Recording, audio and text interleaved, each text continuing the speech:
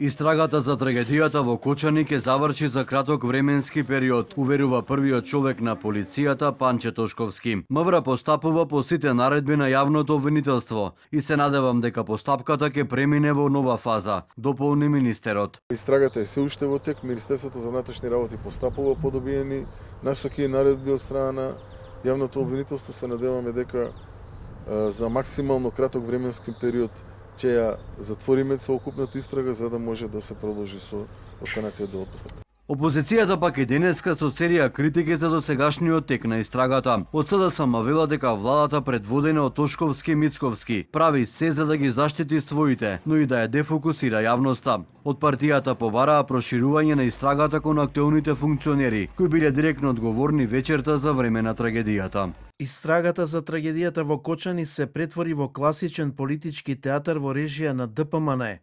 Наместо да се фокусираат на актуелните пропусти, вечерта на трагедијата кога полицијата не реагирала, не затворила објект и дозволила присуство на малолетни и пиротехнички средства, власта оди 10 години наназад, се со цел да ги заштити актуелните началници и службеници од други институции кои биле директно одговорни за настанот. Одуи пак сметаа дека се гонат лица кои немаат допирна точка со трагедијата. Наместо да ја води истрагата низ призмата на правдата, обвинителството ја поставува низ призмата на популизмот и спасување на владата.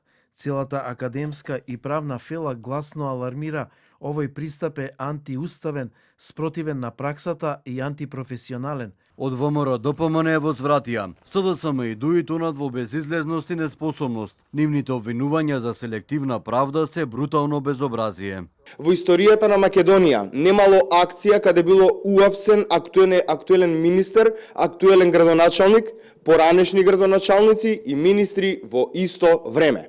Од вкупно 60 осомничени за трагедијата во Кочани, 20 се наоѓаат во ефективен притвор. Меѓу нив и екс-министерот за економија Крешник Бектеши. За него одбраната веќе има поднесена жалба, откако судот одлучи на Бектеши да му се продолжи притворот за нови 30 дена. Жалбата е поднесена до апелација, но со гаранција во недвижен имот и пари. Екс-директорите на пазарна инспекција Горен Трајковски и Анета Симеска се во куќен притвор. Иста мерка на обезбедување има и за поранешните градоначалници на Кочани, Лјупчо Папазов, Радко Димитриевски и Никол Чилиев, како и за екс-министрите за економија, Валјон Сарачини и Беким Незири. 14 осомничени полицајци пак, за кои истрагата ја води јавното обвинителство за организиран криминал, ќе се бранат од слобода. Судот ги прифати барањата на обвинителството, определувајќи и мерки на предпазливост. На 12 април обвинителството ја прошири истрагата за пожарот за нови 19 лица. Сите се осомничени за тешки дела против општата сигурност.